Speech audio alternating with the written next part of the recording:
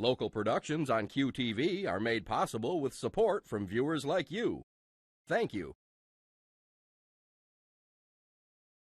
Hello, welcome to another great season of Soul Issue, the African American Perspective. I'm your host, Daryl Newton.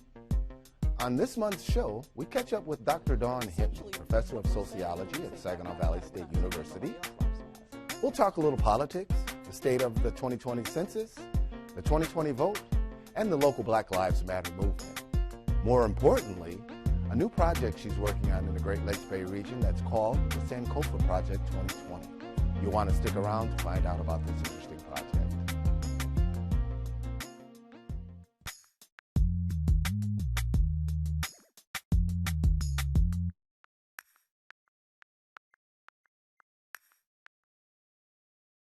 I'd like to welcome Dr. Dawn Hinton, professor of sociology from Saginaw Valley State University. It's good to be here. And we're going to talk about a few things like politics, the Black Lives Matter movement, and the spring census 2020, just to bring people up to date on that.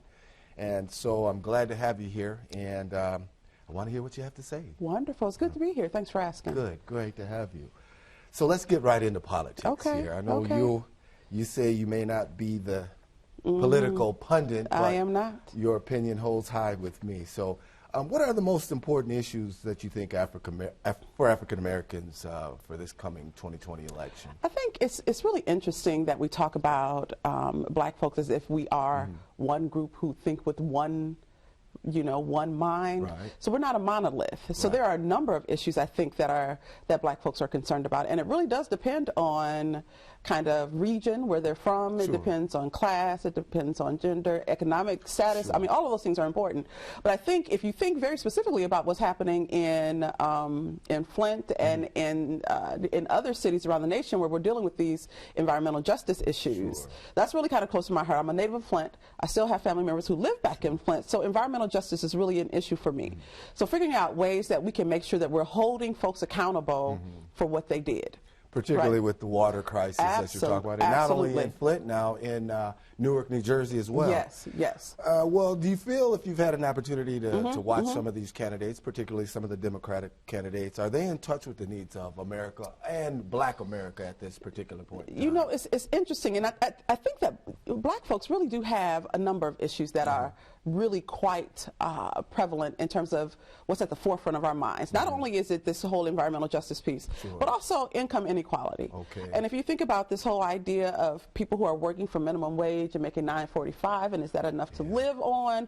What we find overwhelmingly is that Black folks, generally Black and brown folks, generally occupy the very bottom of those economic hierarchies. So this is something that's prevalent in our minds. The other thing that I think, depending again on region, right, no monolith, is criminal justice reform.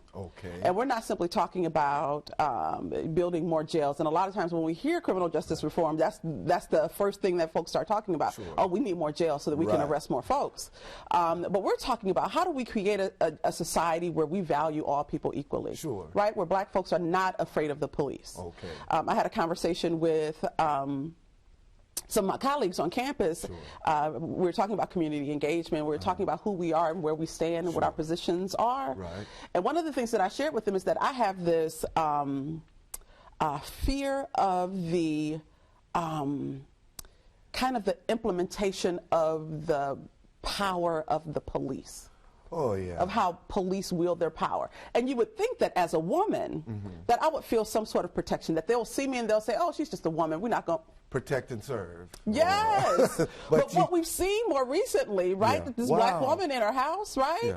I mean, in her own house. And the optimum word you used was fear. And you shouldn't, in this day and age, should not fear. And we know the history of how, you know, in the old Jim Crow South, how that was, the police were used as a form of intimidation. So I can identify with you with that. Absolutely. So these are some of the things that I think are at the forefront of our mind as we start thinking about who are we going to elect. What are you going to do about this police brutality of Black folks? And this is something that has followed us since we've been here. What are we going to do about economic inequality, environmental justice, those kinds of issues? And those seem to be big issues. And a lot of people, when you think about environmental, of course, Flint comes into that, and then the economics. We've been dealing with the disparities in wealth and income and all of the sorts there. What's at stake for women, particularly black women, at this particular point in time? Are there any major issues that jump off or come to mind? So again, you know, black women aren't a monolith either. So it's difficult to speak for all black women from that perspective. I think that black women face some of the same issues that black folks in general are facing. Right. So dealing with these kinds of inequalities. And I know that a lot of times we don't think about, when we talk about how we imprison black men, we don't think about the impact that that has on the larger community. Absolutely. So as we have black babies who are without fathers, we have black women who are without husbands, we have our community suffering as a result, and hence black women are, you know, kind of accepting more responsibility. Right. So I think that all of these issues that are affecting our black community indeed 100% affect what's happening with black women. It's difficult at this point for me to kind of separate those things. And since we're into the politics, one final question on politics. Are there any local issues right now that our viewers should be aware of in the Great Lakes Bay region that we should be mindful of when it comes to our voting coming up in this new election So sequence? one of the things that really surprises me, and I have this conversation with my students about this whole notion of poverty and what is poverty. And what the United Way of Saginaw County has done is they have, not of Saginaw County, the United Way of Michigan. They have generated this report. It's called the ALICE report. It's the Asset Limited, Income Constrained Employed. Wow, so it's an acronym. So it's a mouthful. It's a mouthful, right? But it's an interesting population because essentially what it is it's the working class poor. And what we've done, what the United Way has done is amazing work. And what they've done is they've looked at who in our state are a part of this, what they call the ALICE population. These are people who are not below the poverty line. So we know the government establishes this poverty line, and it varies from year to year based on the cost of living. This United Way report actually looks at the minimum wage in Saginaw, right? Well, it's the same in Michigan. And then they look at how much does it cost to rent, how much does it cost for food, how much does childcare cost, so how much of these basic needs in order for you to get by, and how much do you need to make in order to cover those expenses. So for a family of 4, 2 adults and 2 children, you need to make $30 an hour. In order to live in Saginaw County. Now, I would challenge you to identify a job in Saginaw County that pays $30 an hour. And that's even above the fair wage of $15 that we voted on, and we're still having some difficulty with the state of implementing that. And $30 versus $15, you know, fair is fair. But fair is fair. $30. $30 an hour to support a family of 4 to live in Saginaw County, not to live in New York, not to live in Los Angeles. To live in Saginaw County, and we're just talking about basic needs.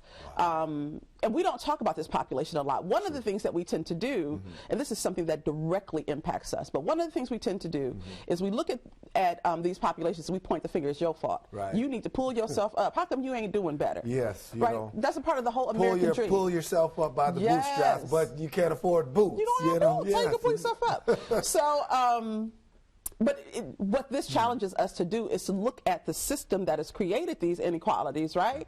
Where we have housing that people can't afford, and food is expensive, or healthy food is not available everywhere. So all of those things matter in terms of making sure that people can live, you know, their best life.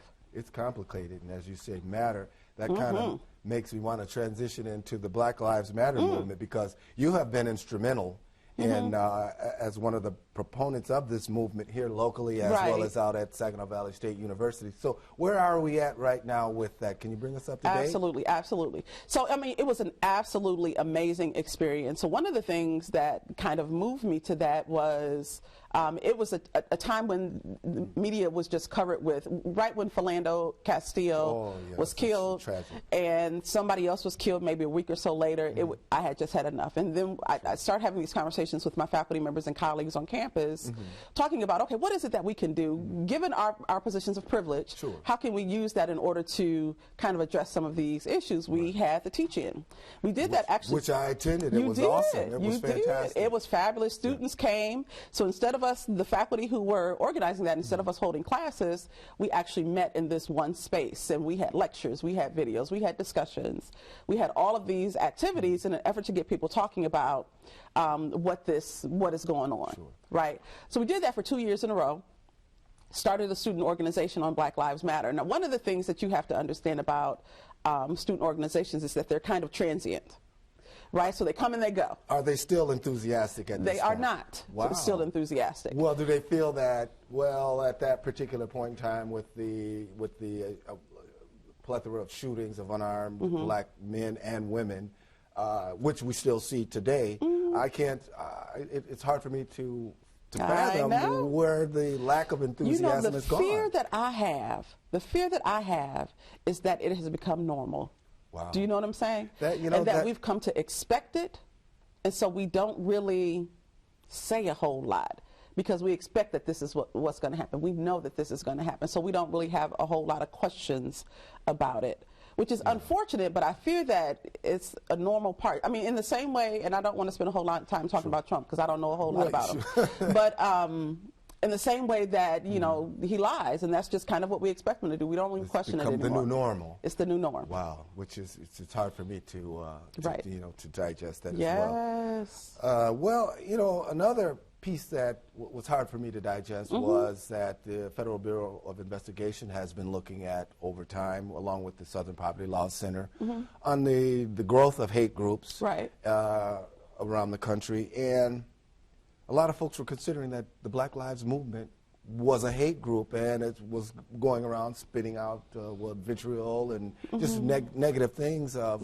hate, which I could not see. How do you feel about them being, you know, looked at by, you know, the federal government? You know, it's interesting, and I hadn't heard that, so I appreciate you sharing that with me. But I think that when you have a group who has been marginalized and a group that has been disenfranchised, who have little access to the way that power operates in our society, when you have them standing up and saying, look, this ain't right. Okay. This is not equal. We need some justice. We need for you to address these issues. When you have that happen, then the people who are in positions of power, they start to stand up and say, okay, well, we don't want them questioning too much. Right? Now, it's okay as long as we blame the individual. Right? As long as we say it's you, you need to fix you. Right. That's okay. But when we start acknowledging that there's some structural things in place that we might need to address, we might need to figure out why we have police in our community who don't live in our community. How can you police people you don't know? How can you serve people you don't know? Right. When we start to ask people, you know, why are y'all beating on us so much? Do you just automatically think that we're criminal? When you start asking those kinds of structural questions, I can understand why it would make some people uncomfortable. Well, actually, when you ask those questions, they should look at those to make themselves better, because just recently here with the shooting of the young lady in her home, yes, playing a video game, and a young man 8 times in Georgia, I believe, and there was a gentleman in Florida who actually just cursed at the police, and they under gun broke his leg. I mean, now that's it's a bit much there, and it is, and it is alarming, particularly if you're an African American these days. Just going outside the door, you know, it's kind of gives you that little bit of fear. It does. It does. So what would you tell your students at this particular point in time, even those at Saginaw Valley or those here in the Great Lakes Bay region, about the vitality or the necessary need for a Black Lives Movement matter? I think one of the misunderstandings is when just the name Black Lives Matter. And one of the things that I've done, I did get a chance to teach a class on the Black Lives Matter movement, so that was pretty cool. Okay. One of the things that I've done is I showed the video of the women who were the founders and organizers of the movement. Yeah, and they through brilliant young ladies. Absolutely brilliant, absolutely. And they explained what it meant. Sure. But essentially what we're saying when we say Black Lives Matter, we're not saying that nobody else's lives matter. Sure. We're saying that at this point, our lives are the ones that are in jeopardy. More higher risk at this point. Are at higher risk at this point. And we need for you to acknowledge that you don't believe that Black Lives Matter. So we reiterate it, we say it. Sure. One of the examples, and I've heard this example 1 million times, right? Wow. That if your house is on fire and the police and the fireman comes with the big water hose, you want him to put the water on the house that's on fire. That's right. Right? We don't need to put water on your house because your house is not on fire. That's right. My house matters, though. But my house matters. It does matter, but it's not on fire. Now, that's a good analogy or metaphor. I mean, that makes perfectly good sense. It does. It does. So just suggesting that Black Lives Matter doesn't mean that your life doesn't matter. Right. All of our lives. We could say all lives matter, but indeed, we're not acting like they do. some lives matter more than other lives. That's the real issue. That's like pro-black is not anti-white. Yes. We're all in this together, but we have an immediate need at this particular point right now. Absolutely. Well, thank you for giving me the kind of the update on the Black Lives Movement matter here. As you've heard the good doctor say, we need to get the youth back involved and become more enthusiastic about it, because it is vital to our community and vital for our lives. Absolutely. Absolutely. So the other big thing that I'd like to kind of transition into, which is coming up in the spring or 2020, is the census. Over the past history of the census, a lot of people of color, minorities, and particularly African Americans have been a little apprehensive about filling out the census and the information that it asks. Right. What would you say to them right now about the value and the vitality of it as the need be for our community? Right, right. So indeed it is important. One of the things, we study the census in my classes. So we look at the data, we look at very specifically, and I think, so it's a whole lot, but our people are smart people. Sure. We are smart people. So we know that you could literally drill down and find us. Right. It's true indeed. What I do want you to know is that that data is held in confidence for 70 years. So there's the data from, this is 29, so 2020, there's going to be data that's going to be released from 70 years ago, where you can actually look to see the names of the people who lived in neighborhoods, who lived next door. That's 70-year-old data. These folks long gone, right? Yeah. So there is some truth in terms of that. But one of the things that is really quite significant when it comes to the census is that we determine how areas are going to be funded. Sure. One of the problems that we should be concerned about as Michiganders is in the 2010 census, we were the only state that lost population in the entire nation. So that means we're losing money and services or funding. Exactly. Okay. And so the number of people determine your representation in government. It determines how much money comes to your state to address whatever needs you have.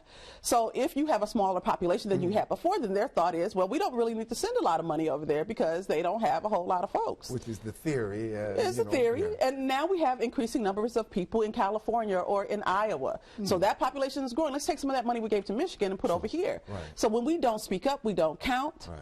And when we don't count, our views and our voices aren't heard, and then our needs aren't being met as well. So we should stand and be counted. Absolutely. So, well, I've heard folks say, well, that information is kind of intrusive. I don't want them knowing all my business and this and that and the other, because, of course, you have some folks that are utilizing government subsidies or assistance, but this should not have a negative impact. It should have a more positive impact by filling this information out, just for funding those types of services. Very specifically for funding those services. And the interesting thing, we really think that our government should be really quite integrated and having really good conversations amongst agencies, but they don't. So what's happening within the Department of Health and Human Services, the folks at the census don't know. They just don't know. What's happening at the IRS, the folks at the census don't know. Although it's possible for them to know. Our government is just not that effective. The left hand and the right hand still are kind of not in unison. They don't know. Well,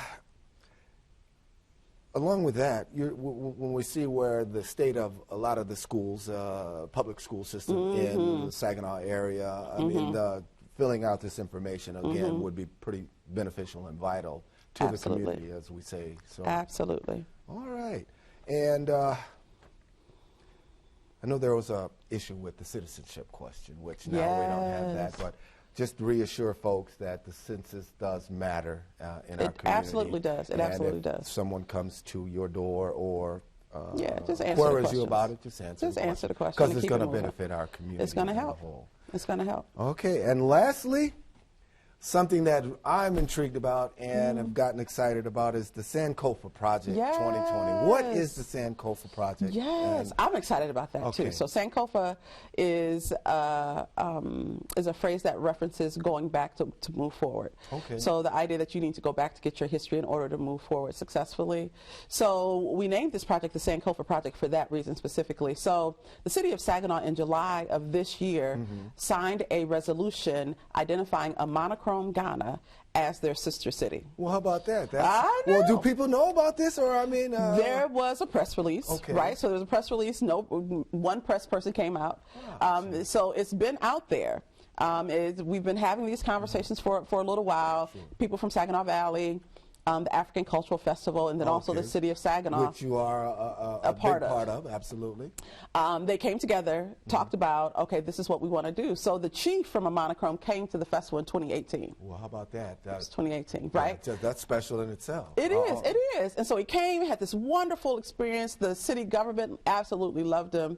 And once he left, the then mayor, Browning, said he wanted to create the sister city. Okay. So we met, talked about what we need to do in order to make that happen, and we made it happen. What is the benefit, and who's actually involved in it? Who does it benefit? And a little bit about what you're actually going to be doing. So this is the exciting part. All right. So so Saginaw Valley State University has an electrical engineering department, and we have students in this department who are working on their final senior project. It's called a capstone project. Okay. So these students have identified the Sankofa project as the thing that they're going to work on. Wasn't that special? So during the summer, we had students from First Ward come to Saginaw Valley, and we ran them through a series of workshops on talking about solar energy, the advantages and disadvantages. Sure. Had Terrence Robinson from Hemlock Semiconductor came through, did some wonderful work with us. Awesome. And partnering with the electrical engineering students. Wow. What we decided is when we go to a monochrome, when we go to Ghana in July of 2020. And these students will be accompanying you? These 16 to 19-year-old First Ward students are going to go with us to Ghana. We're going to install solar panels at an orphanage in Ghana. Isn't that something? It's an amazing, absolutely amazing experience. That could be a life-changing experience. Absolutely, absolutely. And just the journey itself. Just the trip itself, right? So for many of us who hadn't had that abroad travel experience, it's going to be powerful. But then also this whole, the build up of the work around STEM. Sure. And what I'm calling STEMs with the S on the end to add sociology. Because one of the things that I've always had a problem with STEM is that you show us how to put something together, you don't give us any context. Right. You don't talk about the energy that it took in order to build that thing. You don't talk about how it's going to impact the people who are living in those communities, what kind of cultural impact. Which the impact itself is fantastic for the recipients. Absolutely. And so that's what we're going to do. So we're going to wrap around this solar panel installation. We're going to wrap around that some conversation on context. So electrical engineering students developing a prototype, we're going to take it, we're going to, with us to Ghana in July 2020, we're going to install it in this orphanage. So we are really very excited about this opportunity. That's a worthwhile plan. Absolutely. Now, are there any plans to extend beyond just the electrical engineering, whereas maybe another student in the STEM program or project could perhaps I am glad you asked, Daryl. I want to officially invite you to come with us. Because we are taking community members as well. Right now, as of this point, we have 5 community members who have signed up to go. Wow. So in addition to us taking these students from First Ward Community Center, some of these students from SVSU, rumored that we're going to have, some folks from administration at SVSU to go as well. We are offering this or opening this to community members. We want to, when is this now? Because I can start packing my bags. I need you to write it down. I need you to write it down. It is July 6th through the 16th. That's fantastic. Of 2020. Anybody who's interested, I would love, this is life-changing. And the overall mission of the Sankofa project is? So for the Sankofa project, it's kind of 3-pronged, right? Sure. So it's the solar panel installation, it's to visit our sister city, and then it's also this cultural piece, because one of the things that we know is that, right, black folks came from the continent. Absolutely. Right? The motherland. The motherland, right? So we're going to have these exercises where we talk about, I don't know if you've traveled abroad overseas, they have you. Not that far. You can trace the plane as it flies over the ocean. Wow. So we'll have these, and they have this video simulation. It's amazing. Yeah. We'll have these conversations with them before they go and let them know what the transatlantic slave trade looked like, what route the ships followed, and are we following that same route flying? Once we get there, we're going to do the slave castles. Wow. It's cultural. So this is a true learning experience. Absolutely. That maybe once in a lifetime, but Once in a lifetime. And hopefully it piques the interest of some of the other students in the area. And I'd like to give kudos to the First Ward Community Center And for Miss McGregor. Mrs. McGregor for taking on this Yes. project, and the good folks at you said Hemlock Semiconductor. Wonderful project, wonderful project.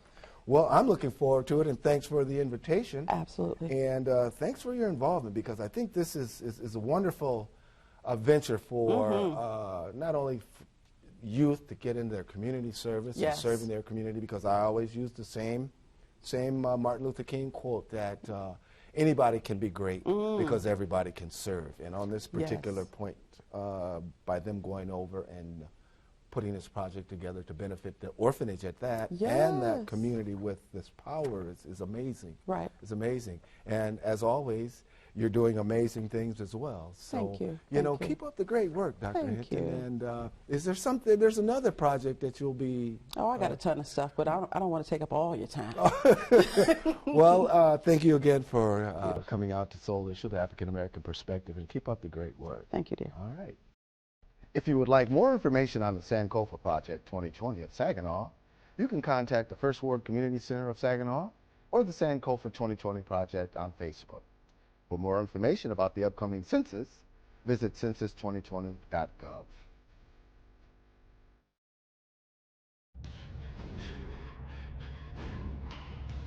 Diet and exercise are never easy. Then again, neither is dying. Type 2 diabetes, heart disease, and stroke kill nearly 1 million people a year. You can stop it starting right now. It's your life. Listen to your doctor. Eat better, get moving.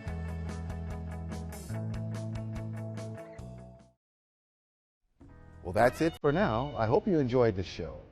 Remember to like and share Soul Issue on Facebook and get in on the discussion on Twitter. Thank you for joining me. Until next time, teach your children to respect one another, and let's all hold ourselves to a higher standard. And remember, if it matters to you, it matters to us. And if it matters, it's a Soul Issue. I'm Daryl Newton for Soul Issue, the African American Perspective.